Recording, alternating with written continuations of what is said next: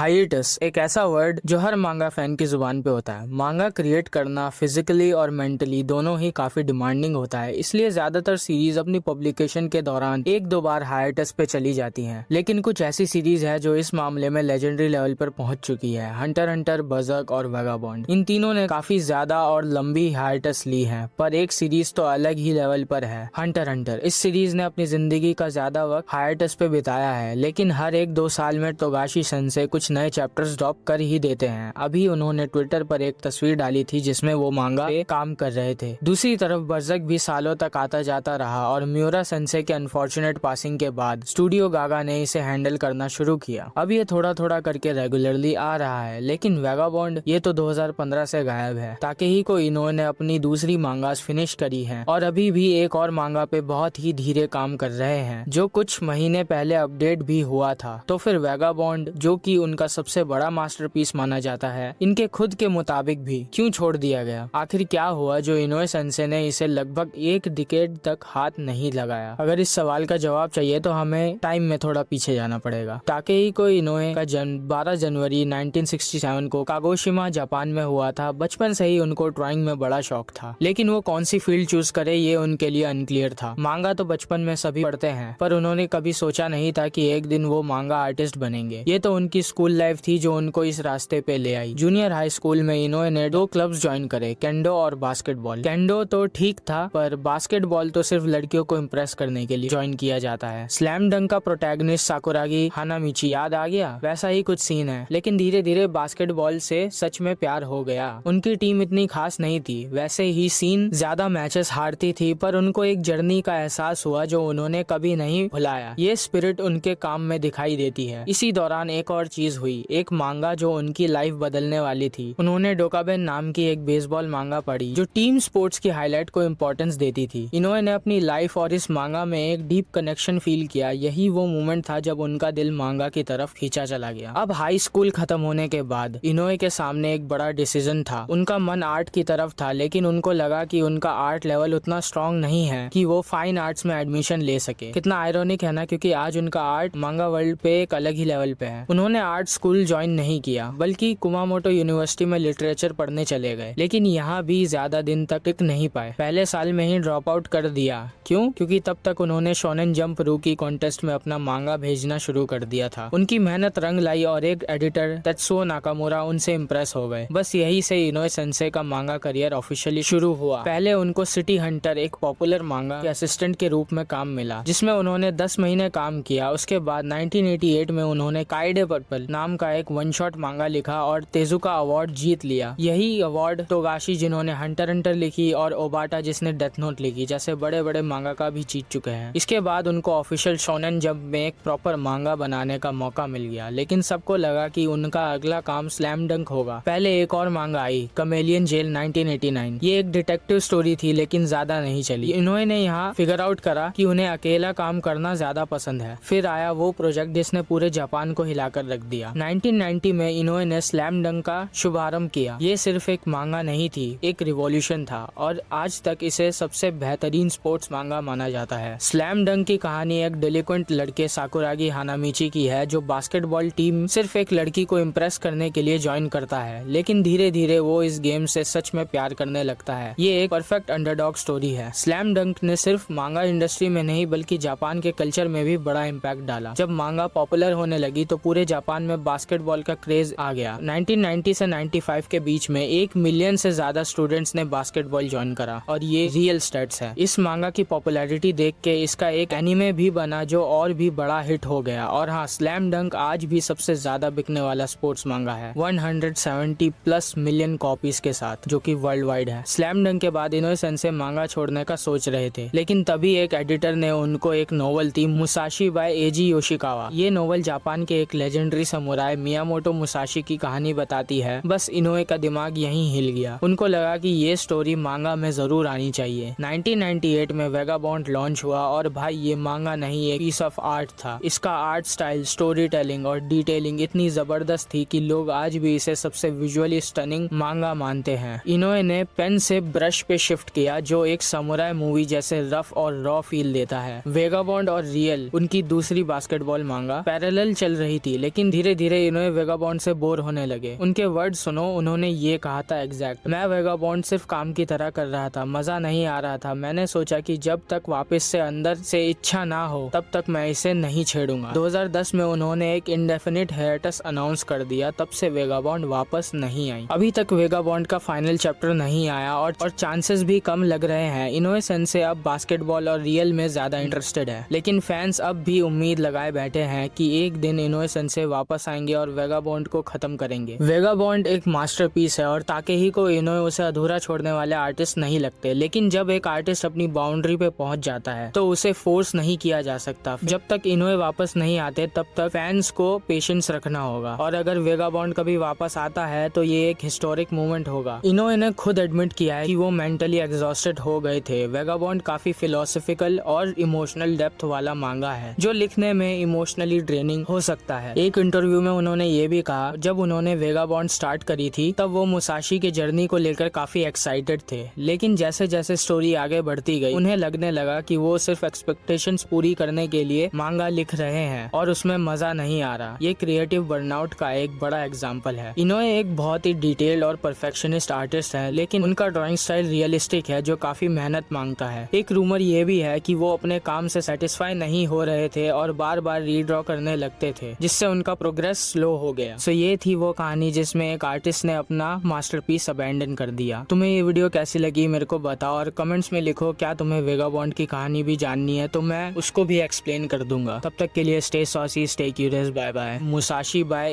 elegy